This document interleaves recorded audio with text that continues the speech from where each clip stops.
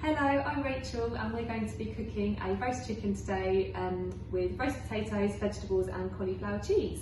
So the first thing you need to do is put your chicken in the oven. On the back of the pack of the chicken it will have the temperature, so this one for example says 190 degrees or gas mark 5, so set your oven to that. And then on the front of the pack it will tell you how long to put it in the oven for. So you just need to put that in a dish. I'm just going to use this as an example. Put it in outside the packing and pop it in the oven. If you've got some tin foil, you can pop that over the top as well, and then just take it off towards the end. So now we're going to get our veg ready. So I've got some carrots that I'm peeling here. Good thing with a roast is that you can do any kind of veg that you like. Maybe some that people don't like, but you try and get them to eat it anyway. So we can chop it into little round circles, or we can do battens, which are like sticks. So if you do a longer bit, and then just cut it down the middle, and then cut it down the middle again. Sometimes if they're really quite big bits, you can do it again. I don't know, do people have a preference of how they have their carrots? We've also got a parsnip, so this won't be cooked with the veg, but we'll put this in with the roast potatoes in a little while. I'll just get that ready now with it. So yeah, just a bit extra with your parsnip on top of your potato, something that you can roast. And what you can also roast if you want to is a bit of sweet potato. Or butternut squash, or you can roast your carrots and you can just chuck everything in with the potatoes as well. You don't have to do them all separately. Sometimes I'll do that if it's easier, or you know, if you don't want to have the hob on at the same time, or if it's just more convenient with children, you can just whack it all in the oven and then you don't have to worry about having the pans on and going backwards and forwards. We've got our broccoli, so really any kind of veg that you like or your family like, or whatever's in your pack when you're doing it. And sometimes when they're really big bits I'll cut them in half as well, just to share them out a bit, like that. And also as well, I've got fresh stuff here that actually a lot of the time I use frozen, or I'll have my broccoli fresh and then I have a bag of mixed veg at home in the freezer and I just take that out and cook it to go with our roast dinner. Or tinned, so tinned sweet corn, tinned peas, whatever you like. Just going to get our cauliflower ready for our cauliflower cheese as well. And with the tinned vegetables, I was in Aldi earlier and I was looking at getting the sweet corn, and the sweet corn was £1.49 for 4 small tins, or 47p for 1 large tin. So when I then added it up, the 4 larger tins, it was actually 2p cheaper than small 4 tins in a multi-pack. So just a little tip there for you for working out. Sometimes you think a multi-pack is bigger, but it isn't always. With the cauliflower cheese as well, I've also picked up before the reduced packs of veg, you know, that's got the broccoli, the carrots and the cauliflower in. Taking my carrots and then my broccoli out to have as my veg, and then I use the cauliflower bits that are already pre-cut in there that I've picked up from the reduced section or fair share, and then I use that for my cauliflower cheese. So when you're doing it, you just need to be really careful with the knife, just cut a little bit down, and then if you just pull, hopefully one of them will come out like that. So yeah, and then just pull it.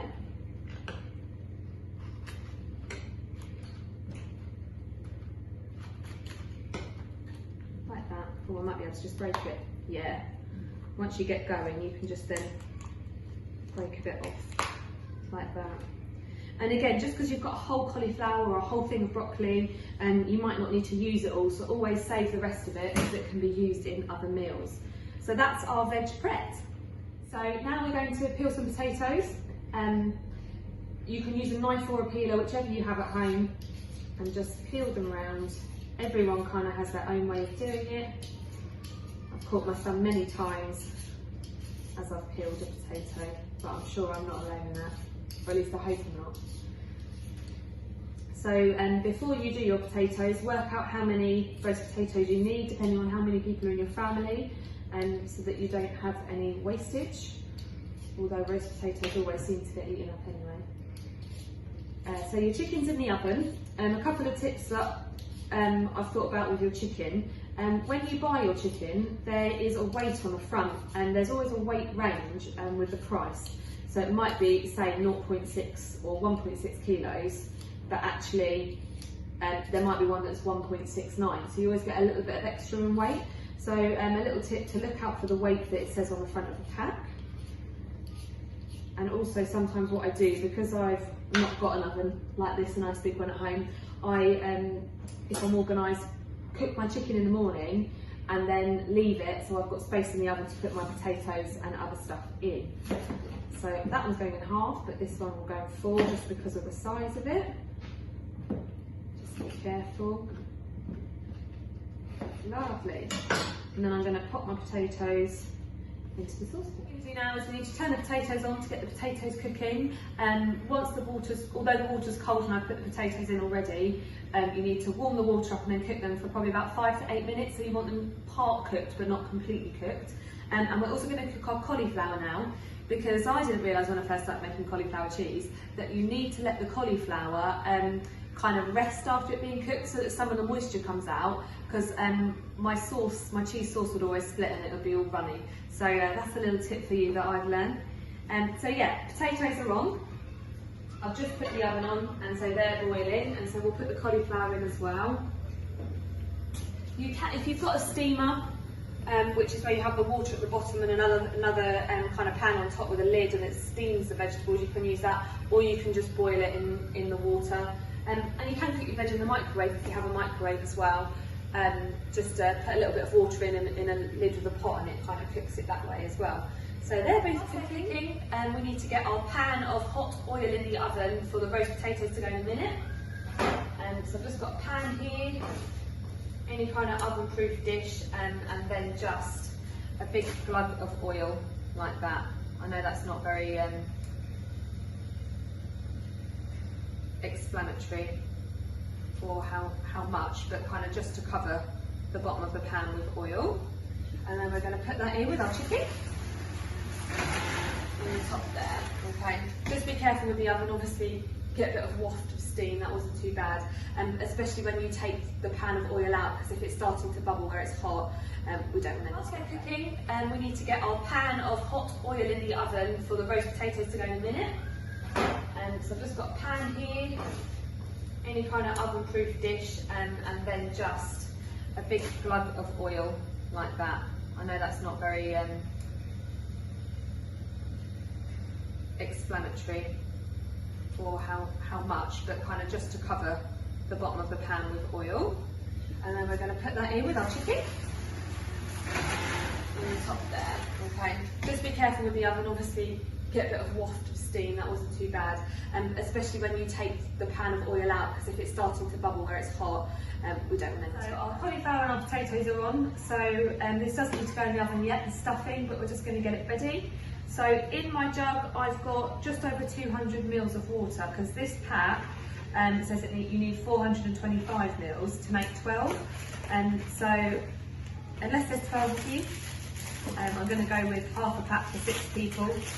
So I'm just going to pour that into the water.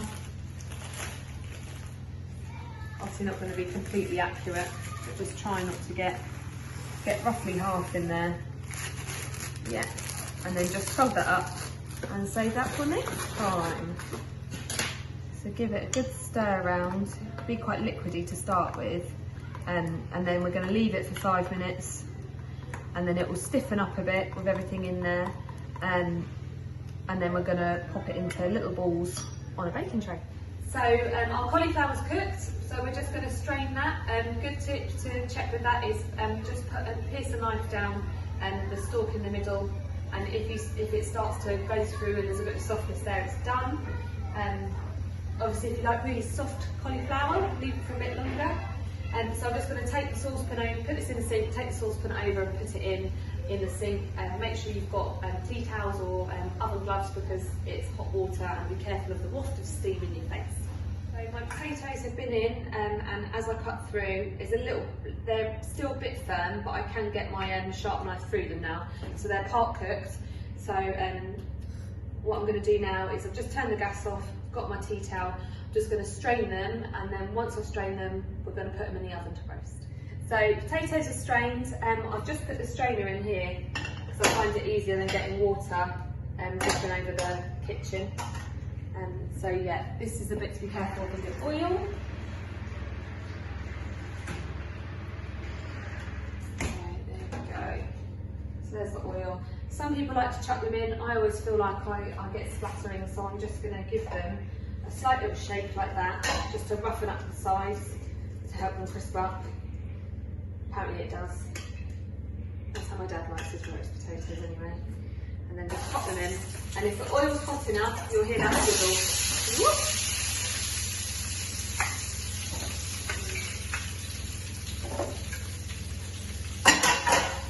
And then off of the oven, pick them up, pop them in.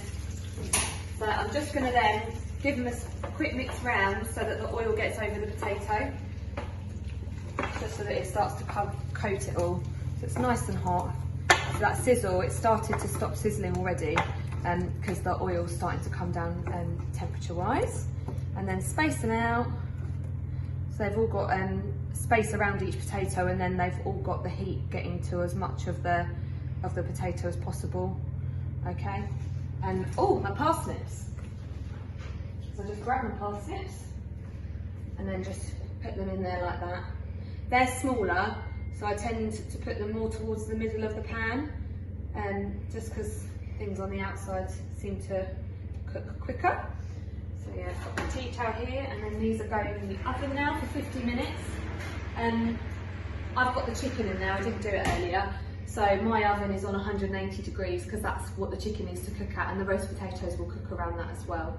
I'm going to make cauliflower cheese now. So I've cooked the cauliflower, and that's just straining and cooling so that that excess water comes out, so that we don't add any more liquid than is needed to the sauce, because that's what's going to make it split.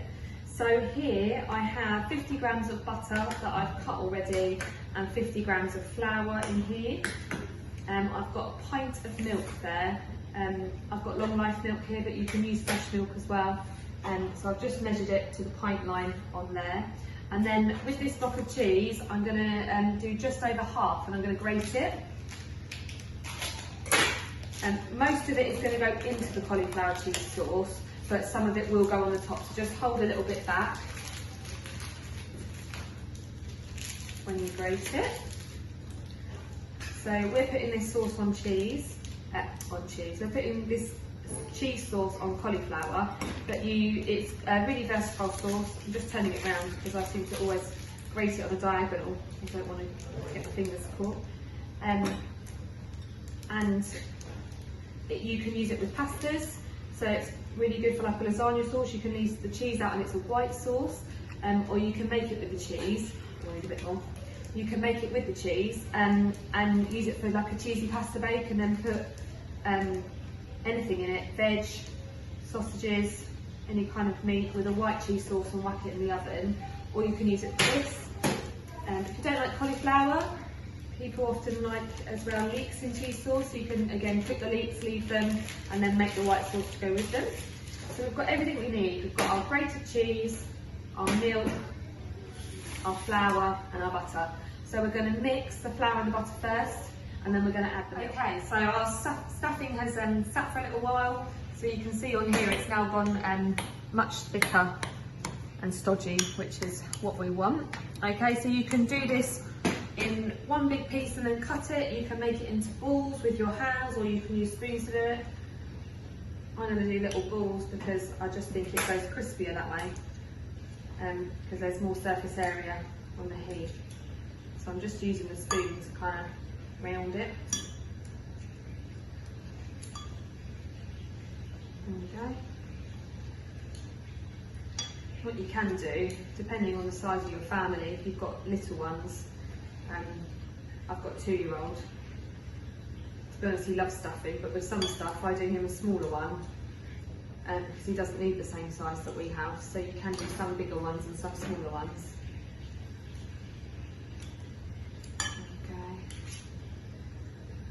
Oh, see that, I've just got to stick it back together. Luckily it sticks nicely. Oh, so I've done 5 though already with half a pack. This is my 6th and I've still got some there, so I've actually got more than 6 out of that pack of, half a pack of stuffing, which is good. Just depends how big you make the balls. Put that there. Nice one. This is sage and onion stuffing as well, I should have said.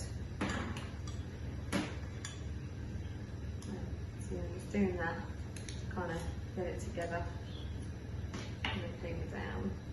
So that doesn't need to go in the oven just now if you're doing it with other things, but it just means that you've got it prepped already before you, so it's not a mad rush for the last half an hour, but they then take half an hour. Our white sauce, which is going to be cheese sauce when we add the cheese in. So I've got my butter here and my flour, so we're going to mix them together first. I've got quite a large chunk, so I'm just going to cut it a little bit before I start to cook it and melt that butter. I put my pan on already, pop that in on high heat. That's going to start melting.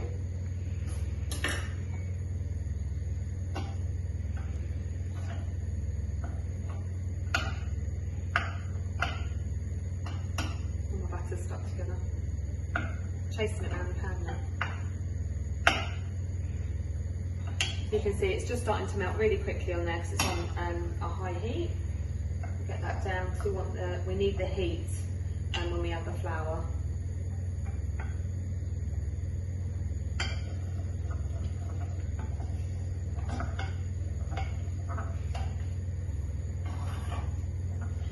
So I'm going to add the flour in now. So I've 50 grams of butter and 50 grams of plain flour I'm using for this, with the pint of milk, as I said before. So I'm just going to add the flour and sprinkle it all over the top of the butter. And then mix it around, and you can see it's making more of a whitish paste.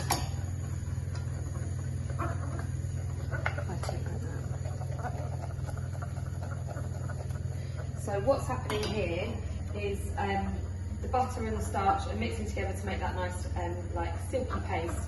And what's happening is the heat and the butter are helping to open out the flour so that the starch can be used.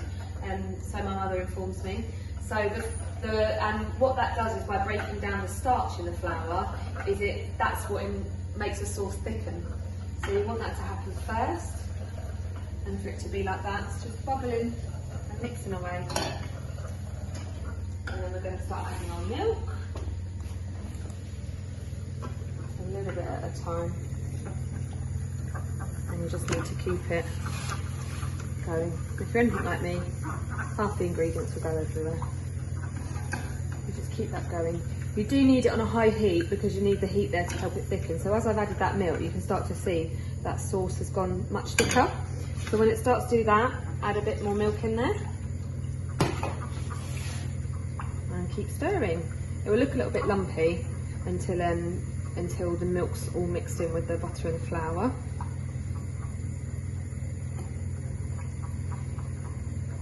Yeah, and it's started to thicken again. So again, you just repeat that, adding the milk each time. Oh, my hand's starting to get a bit hot. Making sure you're getting into the corners of the saucepan to get the bits that get stuck to the bottom so that it doesn't burn.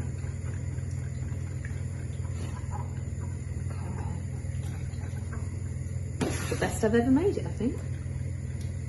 I'm quite chuffed with that in the moment.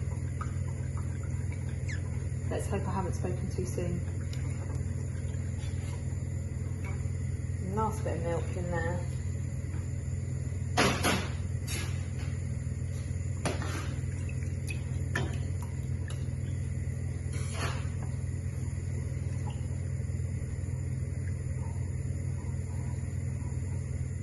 And so my sauce has thickened up. I just kept stirring it and it's starting to thicken up now. A few little bubbles around the outside, so the heat's coming through, so you've got to keep it stirring so it doesn't get stuck. Now our cheese here, we want to leave some to sprinkle on the top. We want that nice like bubbly cheese on the top, but just majority of it going in here like that. Give it a good mix round. like that, and then we can pour it over our cauliflower or whatever we're using it for.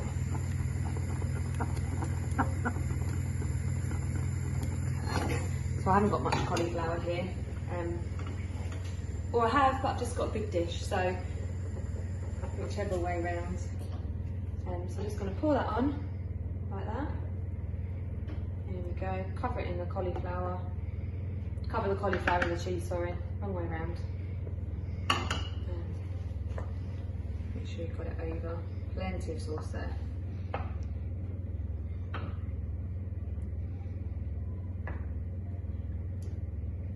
And then what we're going to do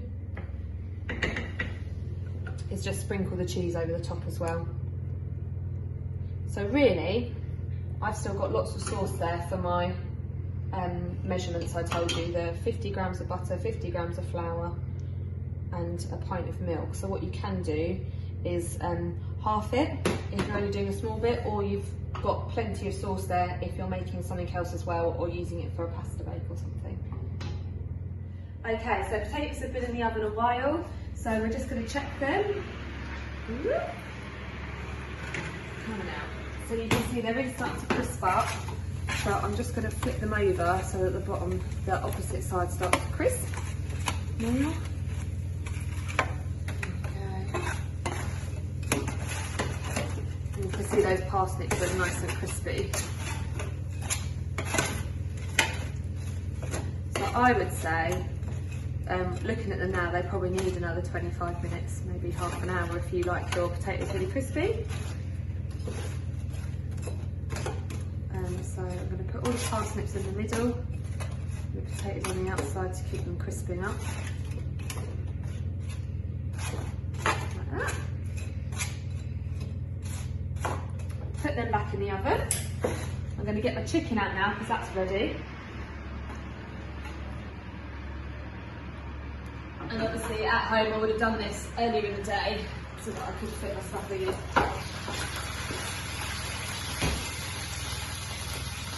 If you're a bit unsure about whether your chicken is cooked, just be very careful as you pierce the skin to make sure no juices come flying out. And if you just take the skin to the side, it should be nice and white under there. And all I do is I just kind of do a little line in there and have a look, and that's white all the way through, the meat is, and the juices are running clear. I could see as they came out as well. So we're just going to leave that to rest for about 10 minutes. And then in 10 minutes time, we're going to put our chicken on a chopping board and to then cut the chicken breast off, and we're going to save the legs and the meat underneath for another meal. And we're going to pour our chicken juices into a little saucepan for making gravy with.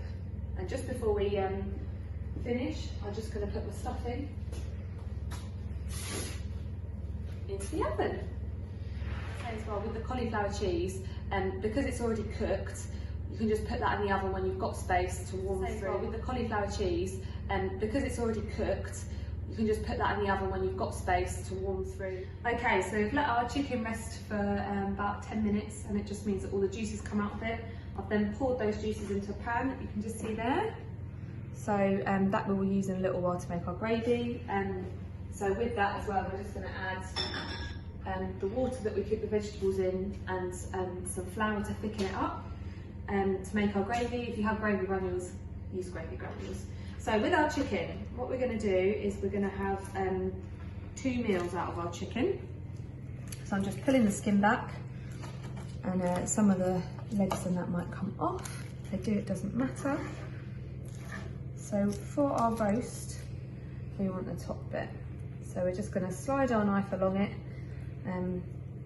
I'm using this knife just because I tend to use a smaller knife, but if you have a longer one or whatever you feel comfortable with, I know they say there's a proper knife for everything, but whatever you feel comfortable with, and you can just see that that's coming off there like that. So we're going to go all the way down, just in diagonal lines along. Okay, so this is all of the chicken off of the 2 chicken breasts. So that's we're going to use for our roast dinner today. This next bit you can either do at the same time if you're waiting for the rest of the dinner to cook, or you can do it after dinner in the evening, whenever. So we've got our meat there, and then now we're going to take all of the meat off of the rest of it. So I either use a knife and fork or 2 forks, and I just go along and get all the little bits of meat off of the bones out.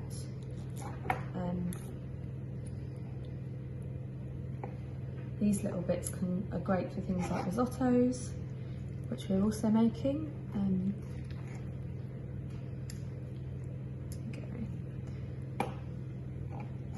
Sometimes there's little bones, so just make sure they're out of it as well.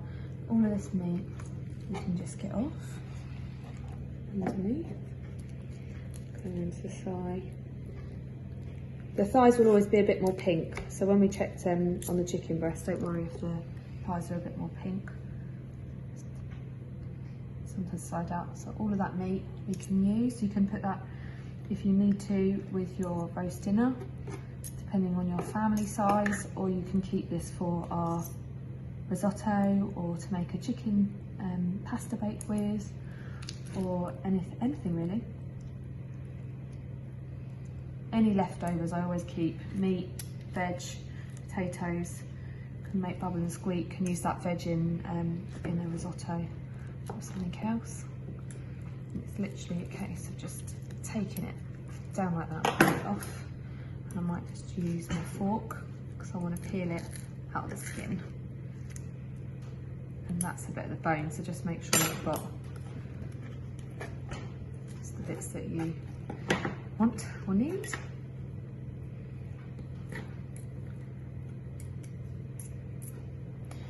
So I need to do this side, which I'm going to do in a minute. I'll just make sure there's none on there. Just get these little bits off the bone as well. And then always remember to check the bottom. So underneath you can see there's a lot more meat around here. So this is where the forks rather than a knife and fork is better. And I'm just going to pull that meat off of my chicken.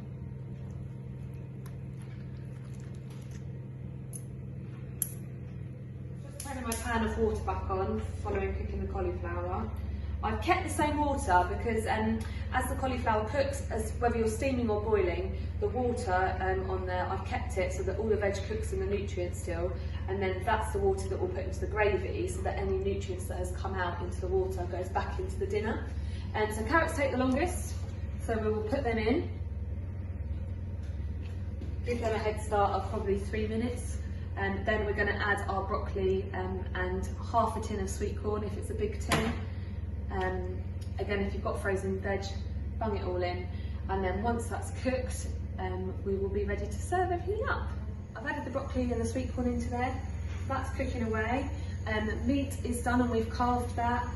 Stuffing and potatoes are ready, so I'm just going to make the gravy. So that sauce that came with the chicken, that juice that's there, we're just going to give that a stir, and then I'm going to nab a bit of water from the pan with the veg in it, and I've just got a stock cube here to add to it. So I've just got a little cup. I'm just going to pour that in. So you can see the water's a slightly greeny colour, that's where some of the nutrients come out of the veg. And then just stir. You can see it's starting to go with the flavours of the juices, extra water and the stock cube in there. This will thicken slightly, but if it's quite runny and you want it thicker and you haven't got gravy granules, you can just add a little bit of flour in as well. Corn flour is good for thickening stuff, but you can use normal flour as well. So, but always just put a little bit in at a time.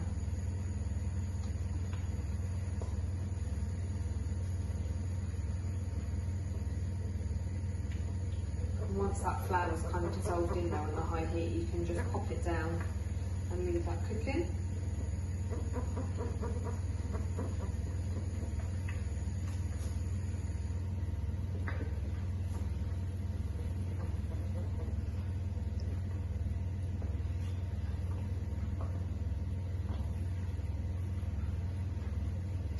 Yeah, that's just cooking away.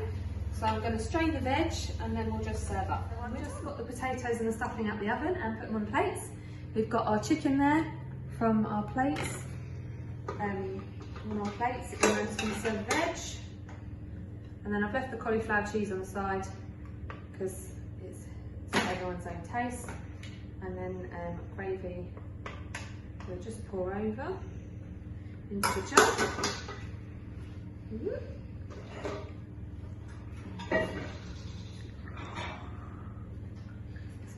So yeah, a very light colour.